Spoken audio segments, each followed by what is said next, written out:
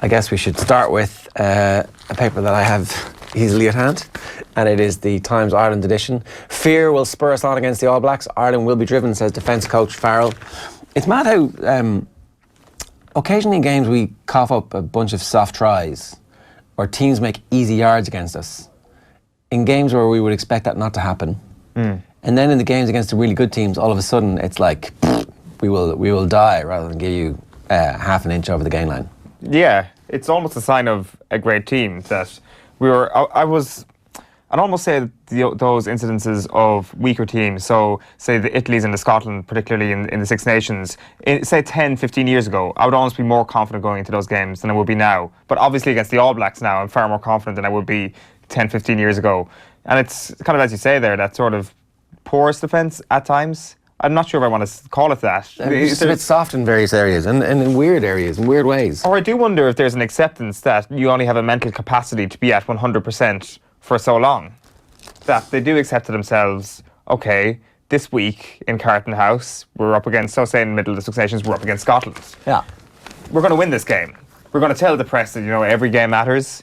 And we're going to tell them that we take every game as seriously as the next one. But really, how can you get to the highest point, like emotionally, physically, for every single game in a series like that? Or are they literally just saving themselves for the big ones? But what's the All Blacks like? They obviously... Well, the All Blacks is the England or the France game in the Six Nations, the Argentina game. Oh no, I mean what the All Blacks' attitude to every game is: we're going to crush you no matter who you are. They come from a very different base, though. They come from a base where, oh God, our baseline is invincibility. Like Gordon Darcy makes that point this morning in the Irish Times, whereas the Irish baseline is still ratcheting up. Now, I would say it's at its highest point that I can remember in living memory. Which the baseline of standard, where you go into Saturday with a fair degree of expectation rather than hope. Whereas for the All Blacks, it's not just an expectation on a game-by-game basis, it's an expectation over the entire November series, that they go up to the Northern Hemisphere and they go back down to New Zealand, having won every single game. So I think they come from a different psychological standpoint. Yeah, maybe we should be getting there, though. O'Neill warns fans on Brady is the Republic of Ireland headline here. So Martin O'Neill saying be patient with Robbie Brady tomorrow. Asking Brady now to be a complete match winner again after a year out is a lot.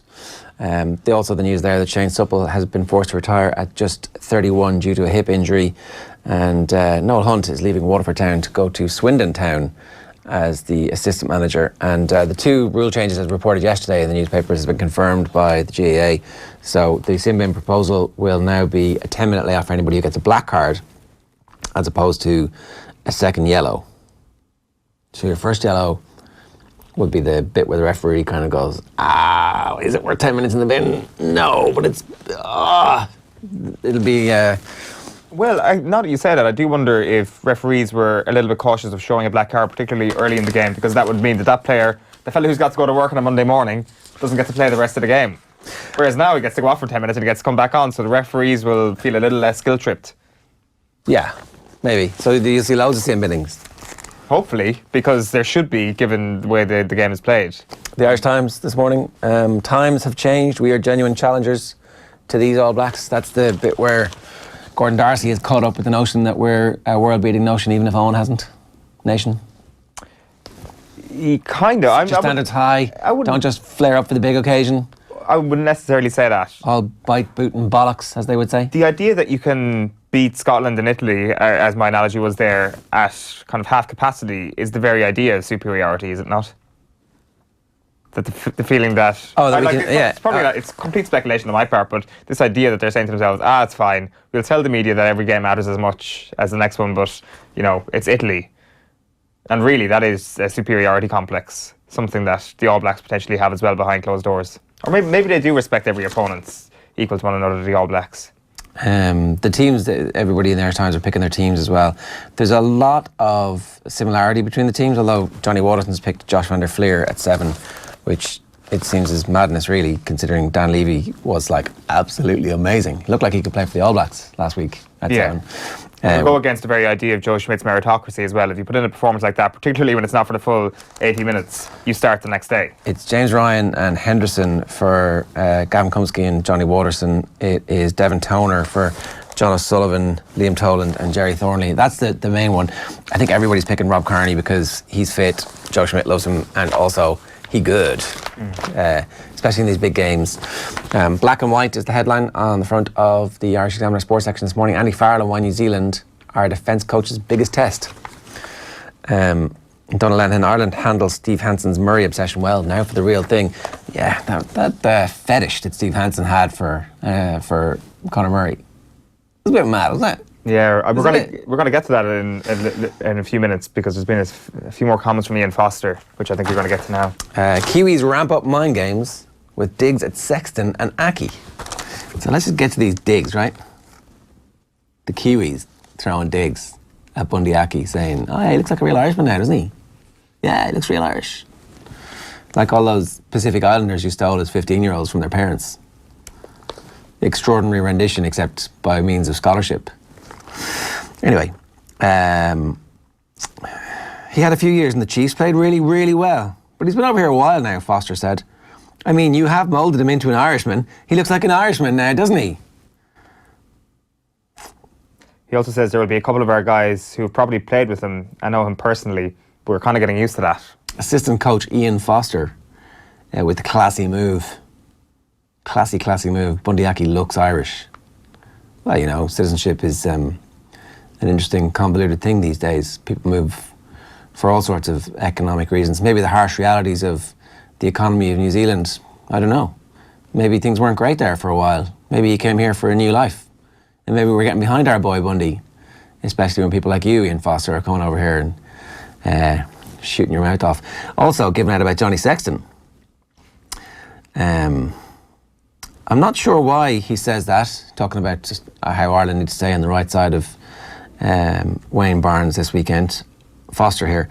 I'm not sure why Johnny Sexton says that. Barnesy's a great ref, he says, of a man who they have a statue of in a urinal in a pub in New Zealand because he once made a decision that they disagreed with. Johnny seems to give them referees a bit of advice in the park too. I'm sure he'll carry on doing that. I didn't really feel like the absolute kind of need to show it up them this week. It's like, oh look, it's, you know, let's not shoot our bolt a little bit early here. The World Cup's a year away. We don't want to be peaking too soon. One of the All Black New Zealand pundits in the paper, like, you know, we're not where we need to be. We're here for the World Cup. We don't want to be there just yet. Whereas we're like, let's kill them now. So we know exactly where we are. Now I feel the need to kill them. Ian Foster's terrified. He's terrified. He's terrified that, like, if you ever have that idea that a team is superior to you and you need to cling on to every little bit of advantage that you possibly can because there's a likelihood that they might beat you. That's exactly what I'm sensing here from his comments about Johnny Sexton and Wayne Barnes. Like, why else would he be saying that? I really think that Foster is just thinking to himself, crap, is there something in this? Is what Johnny Sexton actually said about Wayne Barnes, is that actually going to have a material impact on Saturday? It's not really the All Blacks' way to actually come out and try and stop an advantage like that from occurring. Oh, it is. They will do whatever it takes, whatever crappy, clammy means of cheating they can do on and off the field, they will do to the point where they can get away with it. Up to and including trying to decapitate players. Oh, sorry, I lost my balance. It was totally, the guy was dipping his head as I smacked it back into the left. Decapitation back is into the left. The All Blacks way. Yeah, Ram Raid. Spanish star set for double Desert Delight. This is the race to Dubai has become a two-runner affair with one tournament remaining. Francesco Molinari or Tommy Fleetwood will end the year as European top dog, but they reckon that John Ram is the person that you should be following on the back of the Racing Post. And Black Wednesday, top novice hurdler Black Op makes chasing debut at Exeter. So we'll see how Black Op goes today. And then there was the lights went out at a race in Chelmsford yesterday, so they've got Black Tuesday as well. On the back of the Irish Daily Mail this morning, we've got fear factor weaknesses will be exposed by Kiwis, says Farrell. Not sure who the fear factor is about. It's obviously with regards to Andy Farrell in this. Look, really? If you're Andy Farrell, you're like, oh yeah, they're a great team. I mean, look, obviously we've got to be you've got to say, like, he is a perfect performer in these situations where he says nothing that the opposition are going to be like, whoa. No, but I think there is a fear factor around Saturday, and I'm not quite sure if it's actually the Irish fear that's going to be kind of bubbling to the surface over the next couple of days, or that has bubbled to the surface in this morning's newspapers. Really, like when I say that about Ian Foster, that there's kind of an edge that isn't the All Blacks' superiority edge. I think there's an actual sense that, okay, we actually see eye to eye with these guys. This isn't patronising anymore. This is a real feeling that Ireland have every chance of beating us. I'm a little bit terrified. That's what I'm reading from Ian Foster's comments. Brady as well, missing the Euros in Dublin wouldn't be right, says David Sned's piece. Back of the Sun is, it's time for us to create new memories. Fit again Robbie is chasing success. While the back of the Mirror is the same story. Robbie's jump start. Euros hero Brady ready to propel Ireland towards Euro 2020 on home soil after injury nightmare is consigned to the past. You've also got £5 million. Scu must be joking. So that's David Scudamore getting a £5 million goodbye handshake from the Premier League as he leaves, and he's been replaced. We'll get to that. That's kind of leading the way on a lot of the front pages of the sports section in the UK. Susanna Dinenage is the new head of the Premier League. Back page of the Irish Daily Star this morning is Where's Wally? Doubts over Ireland coach's future. Steve Walford's role with the Ireland senior management team may end later this month, says Paul Lennon. And a whole new ball game, a step closer. That's to do with the rule changes that the GAA have confirmed and the mini alterations that we've seen over the last 48 hours. Back page of the Herald is, it wasn't a tough decision. Shane says it was always the Republic, while FAI is sorry for hero Alan oversight. So the FAI has apologised to Alan McLoughlin, of course the hero of 1993. We'll be speaking to Alan a little bit later on in the show. He wasn't invited to come back to the game tonight, or tomorrow night rather, between Ireland and Northern Ireland. And back page of The Guardian is, it's the pinnacle. Discovery's Dinenage takes Premier League reins. And that's also the lead in the Daily Telegraph this morning. Groundbreaker, Dinenage to take reins as new Premier League chief. Backlash then over that £5 million golden handshake for Richard Scudamore. So Susanna Dinenage is the new head of the Premier League. Okay, so that's your newspaper headlines this morning. We'll get into some of the main stories in our breakfast menu in a moment. Our breakfast menu, team drama, quotas, Whelan's 85, Irish arrogance, and All Black mind games is the one that we're starting with. So it's mad that Steve Hansen for weeks and weeks and weeks and weeks and weeks before the Ireland game was actually on his radar. I mean, obviously he's not taking it one game at a time. All he's been thinking about this entire journey has been beating Ireland. He's been talking about how this is the game between the two best teams in the world. He's been talking about the Conor Murray thing. Is he obsessed with Joe Schmidt, do you think? No, he's obsessed with Conor Murray. Well, Ireland generally. Maybe he is. Maybe he is having the internal conversation that we're having externally, which is Joe Schmidt going to be the next All Blacks manager? Does he care about who succeeds him? Does he think to himself, well, what if he does a better job? Well, that's it. Joe Schmidt is going to be the guy who doesn't take my job. I'm going to leave, of course, after we win the World Cup next year. But what if Joe Schmidt goes on to win the World Cup in an even more impressive fashion in the year 2023? Does that scare Steve Hansen? What if Steve Hansen's career, like all sports careers, ends in failure? What if Joe Schmidt actually wins the World Cup and stops him from being that, well, you had to win the World Cup because you had the best players and the whole managerial system and the whole game is set up for you and you can hoover up the best athletes at 15 from the islands. What if he loses? What if that's what his fear is here? And that's driving this mad paranoia that we're seeing from Steve Hansen. Well, it's got to be based in fear, doesn't it? I think this entire All Blacks complex that we've seen this week just has a niggle of fear throughout it. And the Conor Murray thing, that was weird. My theory is that Steve Hansen really believed that Conor Murray was going to play. So he was kind of like knocking on the doors of the castle for a few weeks. He was like, Conor Murray's going to play, Conor Murray's going to play. And then he had the battering ram ready to go, which was going to be unleashed yesterday or today. And he would have said something like, oh, Conor Murray's only half fit, I knew he was going to play. Isn't that the Irish way, panicking when they have to play a half-fit scrum half? Do they not have anybody else who can play? And then all of a sudden, Conor Murray's not going to play. So Steve Hansen's bluff has been called. There is going to be no Conor Murray. And the very thing that he's become obsessed about for the last fortnight just isn't going to be a factor in this whatsoever. We just had the picture up there of Ian Foster. Obviously, he was out doing some press yesterday. Rory O'Connor, I think, is I haven't seen the quotes anywhere else, but just to go through these again. So, assistant coach Ian Foster yesterday ramped up the mind games ahead of the battle with the world's top two teams by questioning Johnny Sexton's approach to referees and having a none too subtle dig at Bundee Aki. Obviously, on Monday, Johnny Sexton had been talking about how frequently Wayne Barnes is an interesting referee of matches and how, you know, Ireland need to stay on the right side of him. There was great quotes in the aftermath of that Johnny Sexton bit from Eddie O'Sullivan, who was basically saying that he thinks Barnes is whistle happy and loses control of games. Hopefully Wayne Barnes doesn't think Johnny Sexton said that about him, because he didn't, if you're watching, Wayne. What does Wayne Barnes think of all of this? Does he say, that guy's trying to wind me up, I'm not going to be wound up, but then everybody's thinking that I am going to be wound up, so I'm not going to get wound up, and I'm going to give you every decision that's borderline? Does it work as kind of like double jeopardy? I mean, surely he thinks that's a country who pisses on me in the pub. No? Well, hopefully he's seen that. I'm sure he's seen that. Yeah, I'm sure it's been brought to his attention by some helpful friend of his. Oh, you won't believe what they've done about you, Wayne. Well, I would actually believe it because I'm a referee. Whoever is working at the Aviva this weekend needs to just print off that picture of his head in a New Zealand urinal and just leave it on his changing room chair. This is what I think of you in New Zealand. Yeah, you can exact revenge in one way, Wayne, and that is by giving every call to Ireland this weekend. Don't let your head be pissed on again. Foster says, I'm not sure why Sexton said that. Barnsley's a great ref. Oh, they're so good at the hashtag bants in the All Black. But see, this is the thing. We say mind games there. I think mind games is a little bit too strong as to what's going on. Maybe it's attempted mind games.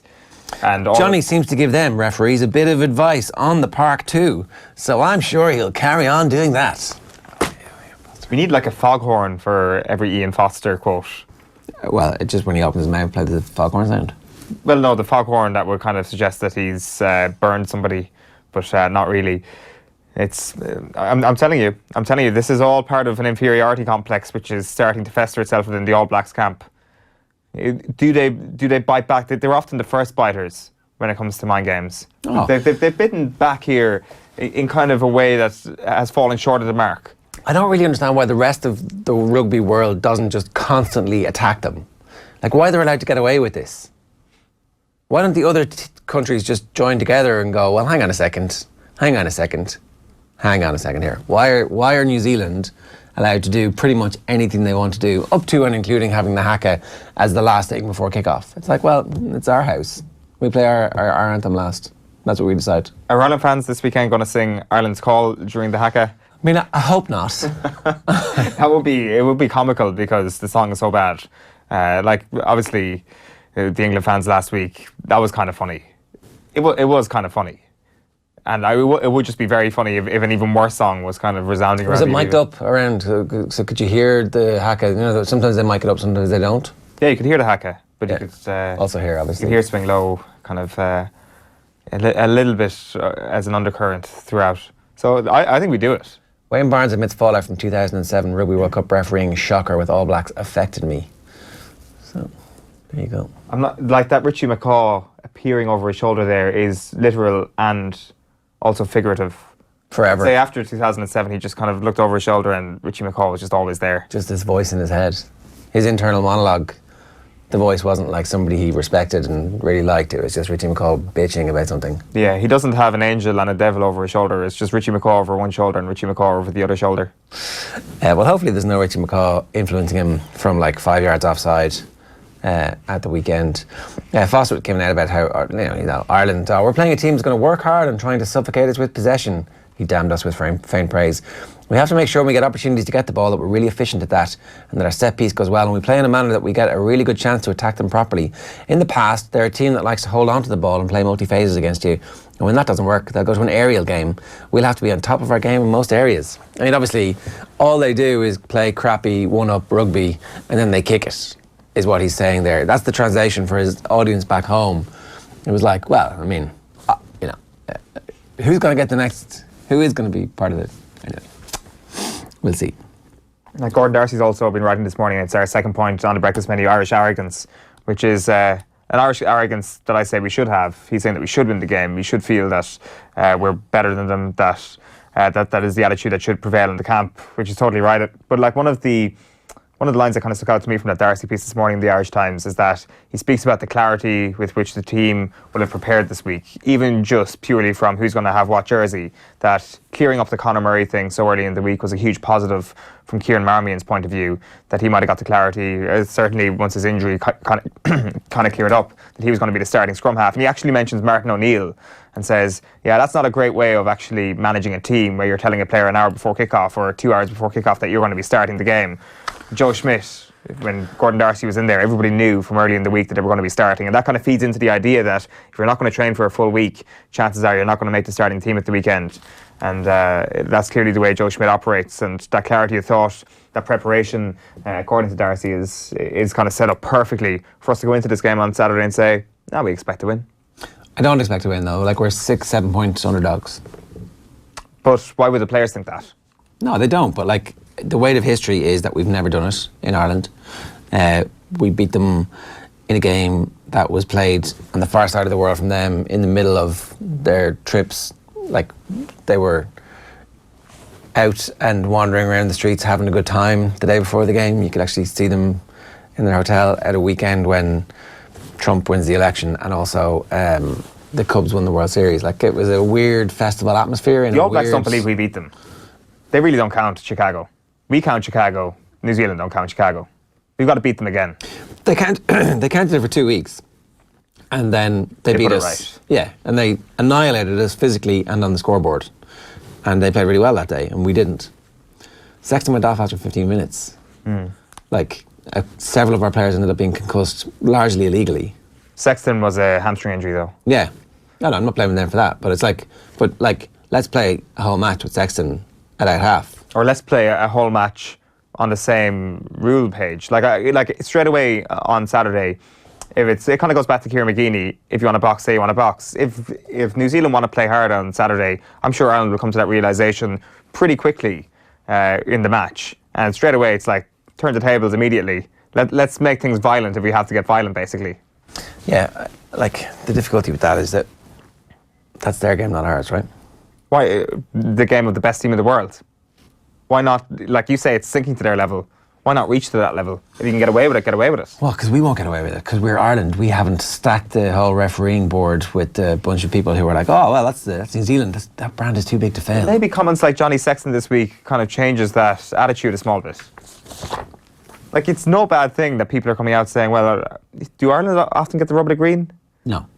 But if people are coming out to say that, does it create that illusion, that prowess in the heads of officials? Because people have been saying that about the All Blacks for years, and it hasn't changed any officials' attitudes towards the All Blacks. So, like, again, this comes down to coaching. That Ireland were not great in terms of giving away penalties for decades, and then Joe Schmidt came in and we're not going to give away penalties anymore. We stopped giving away penalties that are unnecessary. We stopped being stupid because the voice on everybody's shoulder in the Ireland camp is Joe Schmidt, and it's probably like watching a video in front of everybody, pointing out you got your hand on the ball there, do you? Whatever player you are. Why did you do that again? And he's like looking at you going, so I don't know. I hopefully anyway, hopefully we just stick it up them, and we have a whole year of false hope until we get knocked out in the quarterfinals by South Africa. Yeah.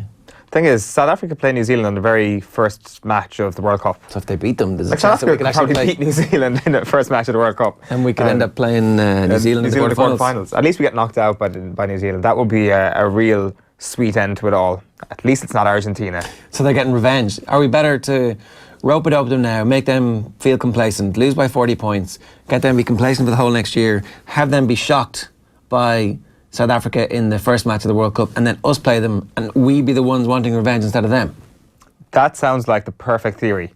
We need to get that memo into Joe Schmidt immediately to say, stop. Yeah. We know we're going to win, just stop. Don't do that thing, which is winning a game. So obviously, massive controversy for about a day or two in England when it was announced that Wayne Rooney was going to play a game for England against the USA. No such controversy really about the fact that Glenn Whelan's playing for Ireland.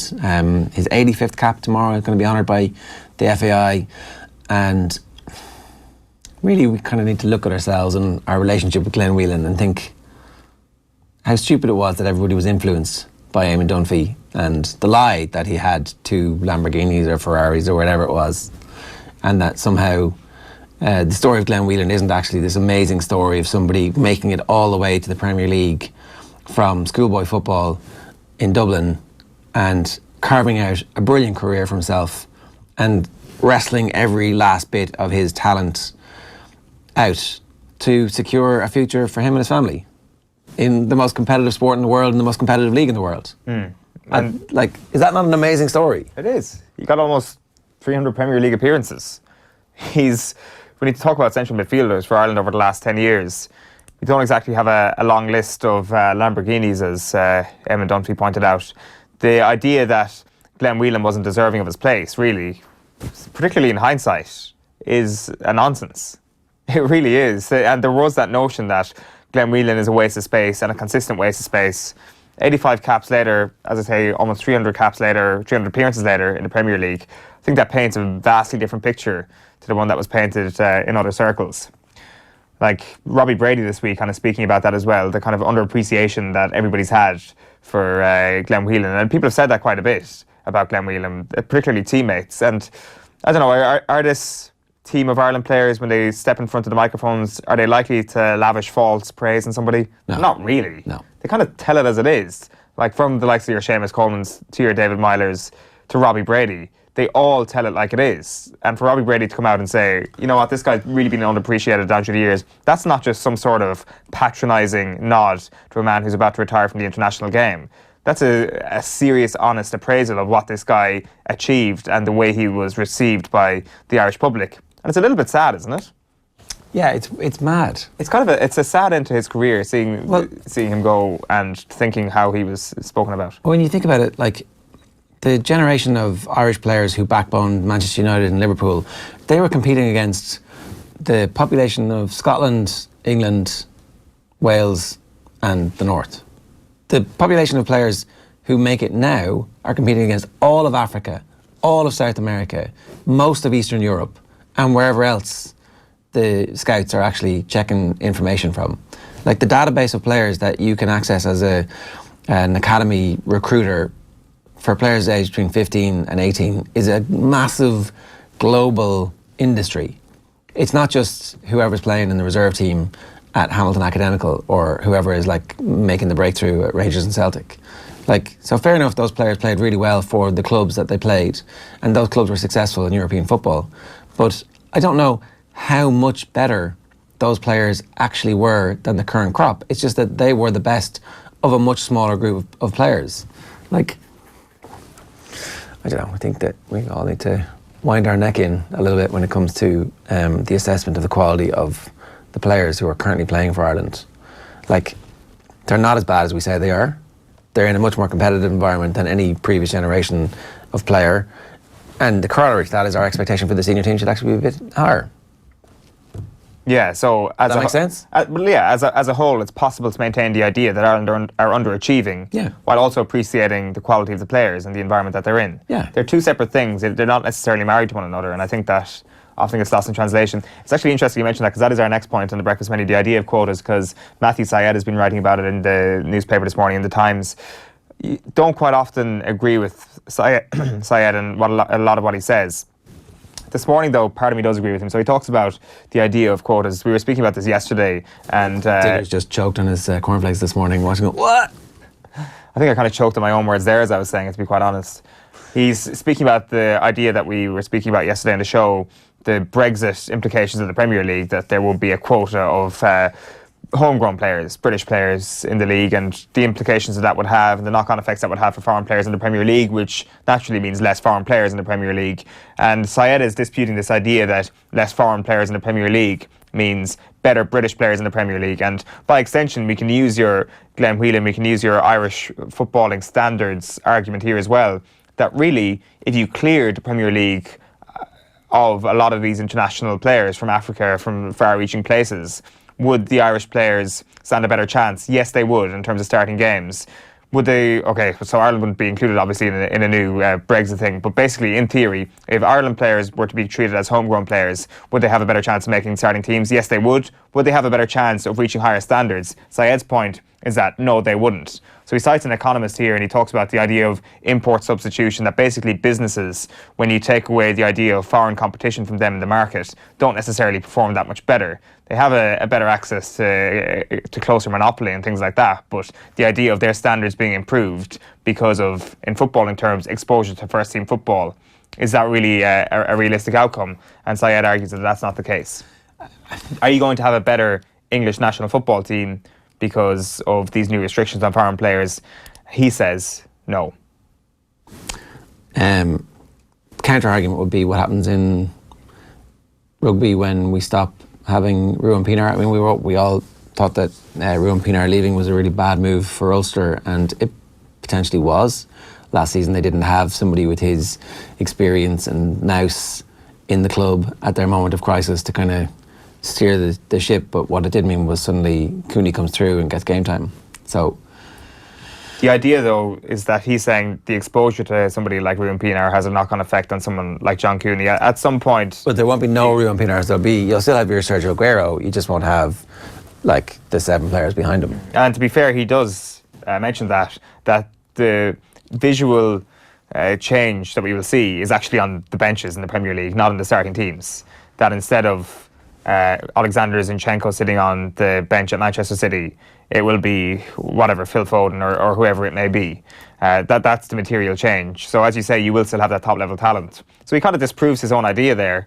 But it is kind of food for thought that basically, is this what you really want? People have been crying out for this for years and years from an English football standpoint, that there needs to be more restrictions put on foreign players. Is it really? And their argument is that it would lead to a better international team. Are you saying that we don't actually know what the outcome of Brexit is going to be, and that it has been ill thought out, ill conceived, and a bit of a shit show from the start? Is that what you're saying, Owen? No, we all knew everything about Brexit from a long time ago, and you're just an anti-Brexit snowflake, Ger. Yeah, there was a brilliant conversation happening in our YouTube comments yesterday about how probably happening right now. We were Brexit parrots, taking our received wisdom from our overlords who are telling us to say Brexit's bad. The European federalist state is coming and we should all bow down and kowtow before it. You are nothing but Brexit-hating, SJW, millennial, avocado-eating snowflake. I mean, I love avocado. I'm not going to lie to you. I love avocado. It's great. And the ones in Lidl are only 49 cents, so off you go. That is good value. Yeah. Come here. One last thing we want to talk about is the Golden State Warriors. I was reading these headlines. It was like Trouble in Paradise, and somebody retweeted a tweet from Stephen Curry on Twitter from 2009 going, we will get this right, and it has like 40,000 retweets, but I was like, it took me a while to go, what? And then I realised it was from 2009. What's going on here? So Kevin Durant and Draymond Green 2 nights ago, there they are high-fiving. Green's got 23. 23 is a big number in American sports. Yeah, some trolls would argue that he's the best 23 in American sport, which is obviously a nonsense. But David Beckham is, obviously. David Beckham. Yes, of course. So basically, they were up against the LA Clippers on Monday night. It was level going down the home stretch. The ball is inbounded.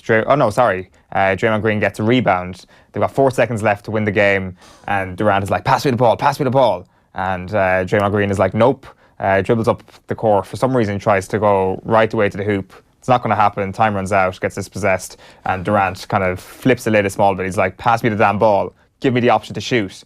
It goes to overtime. They end up losing the game. The argument continues into the locker room where Draymond Green proceeds, according to reports. It's amazing how in NBA all these locker room discussions end up leaking out in full flow. But Green makes some comment about Durant's contract, which is a bit of a touchy subject for Durant at the moment. He's got an opt-out at the end of this season. There are heavy reports he might go to the New York Knicks, who, of course, are terrible at the moment. But it gives Durant this opportunity to actually prove to himself, prove to his critics that he can go to a crap team and make them amazing, because he obviously failed to win a championship with Oklahoma City Thunder. But with Golden State, he joined an amazing team. So there's an element of that. So there is a tense aura around Durant at the moment, and Draymond Green just wasn't happy with his reaction to him, and he got a little bit personal with regards to that contract. So Green got suspended for 1 game, which I thought was a fairly drastic step by the Golden State. All right. So he didn't play last night. The fact of the matter is, they won last night anyway, and they ended up like 29 points. They had a come from behind victory, though. Yeah, I think so. I didn't really watch the game. I just looked at the statistics. Yeah, sluggish start apparently, and then. But it was against the Atlanta Hawks, so you put them up against a better team. You put them into that game against the Clippers, would it have even gone to overtime without Draymond? They probably would have lost, because Steph Curry's injured at the moment. You've got DeMarcus Cousins, who's coming back after Christmas. They got Draymond in the middle, towards the end of last season. See the one that... No, they've had him for... He's been there since the start of this run. Okay, there was someone they signed who was like a superstar... DeMarcus Cousins they signed in the offseason, so he's injured at the moment. Right. And he's going to... You would suspect he's going to improve their team to an unbeatable level after Christmas when he comes back. But there's complications around how they might change their style of play, because he's a big player.